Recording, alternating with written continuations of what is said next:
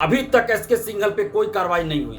अभी तक एसके सिंघल को गिरफ्तार नहीं किया गया, जबकि जांच में यह बात आई है कि 10% का वो कमीशन लेते थे। अखबार में कल खबर छपी है, पटना के अखबार में। आखिर एसके सिंघल को कौन बचा रहा है?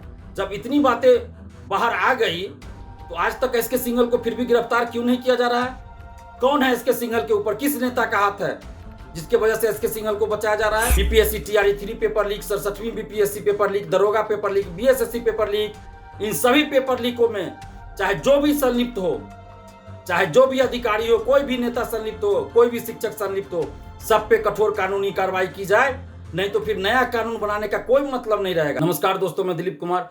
दोस्तों, पिछले साल जो सिपाही भर्ती पेपर लीक हुआ था, उसमें एक बात सामने आई है कि उस समय के जो चेयरमैन थे सीएसबीसी के, एसके सिंघल, वो 10% का कमीशन लेते थे क्वेश्चन छपाई करने वाली एजेंसी से, कंपनी से।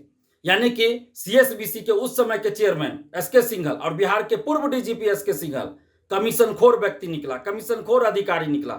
और ये बात हम उस समय भी बोलते थे कि क्वेश्चन छपाई के नाम पर ये लोग ऐसे ऐसे एजेंसी को, प्राइवेट एजेंसी को क्वेश्चन छपाई के लिए देते हैं और उससे बैकडोर से पैसा लेते हैं, कमीशन लेते हैं। हमने पिछले साल भी ये बात कही थी और हमने एसके सिंघल को चेयरमैन बनाने का भी विरोध किया था कि एसके सिंघल स्वच्छ छवि के, ईमानदार छवि के अधिकारी नहीं है, उनको सीएसबीसी का चेयरमैन नहीं बनाया जाए। लेकिन फिर भी सरकार ने उनको चेयरमैन बनाया। और जब पेपर लीक हुआ सिपाही भर्ती का, उस दिन से हम कहते आ रहे हैं कि एसके सिंघल पेपर लीक में निश्चित रूप से संलिप्त होगा, उस पर कानूनी कार्रवाई करे, उसे जेल भेजा जाए। लेकिन अभी तक एसके सिंघल पे कोई कार्रवाई नहीं हुई। अभी तक एसके सिंघल को गिरफ्तार नहीं किया गया, जबकि जांच में यह बात आई है कि 10% का वो कमीशन लेते थे। अखबार में कल खबर छपी है, पटना के अखबार में, कि जांच में यह बात सामने आई है, जो आर्थिक अपराध इकाई जांच कर रही है उसमें यह बात सामने आई है कि 10% का कमीशन लेते थे एसके सिंघल।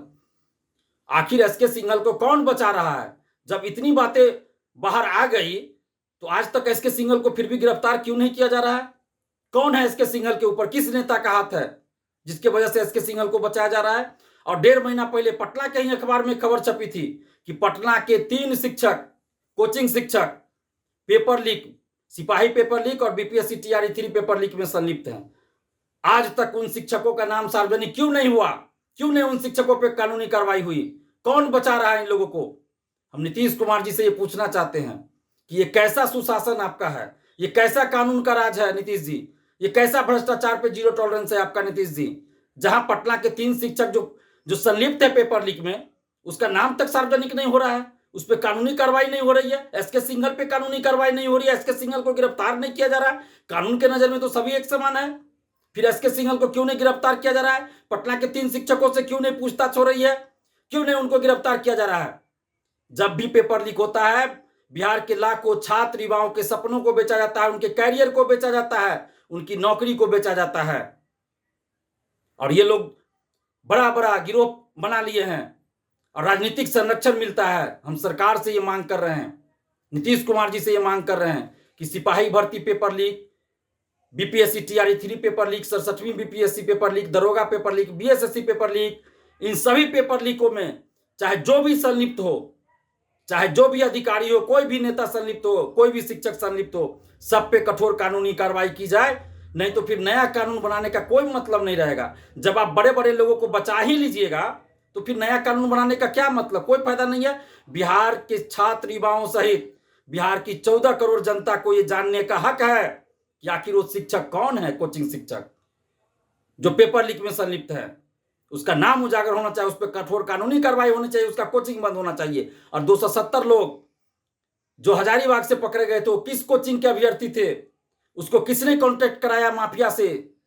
किसने कांटेक्ट कराया सेटर से? कौन शिक्षक है? उन सब का नाम उजागर हो। 270 अभ्यर्थियों को प्रतिबंधित क्यों नहीं किया गया अभी तक?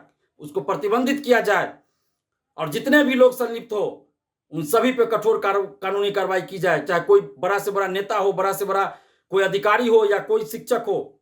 जो भी पेपर लीक में संलिप्त है, सब पे कठोर कानूनी कार्रवाई की जाए, नहीं तो फिर आगे भी पेपर लीक होता रहेगा। जब तक कठोर कार्रवाई नहीं की जाएगी बड़े बड़े लोगों पर, तब तक पेपर लीक धांधली सेटिंग नहीं रुकेगी। इसलिए हम नीतीश कुमार जी से ये मांग कर रहे हैं कि पेपर लीक में जो भी संलिप्त हो, एसके सिंघल है या पटना के जो 3 शिक्षक हैं, और भी कोई हो शिक्षक, और भी कोई अधिकारी हो, कोई नेता हो, उन सब पे कठोर कानूनी कार्रवाई की जाए।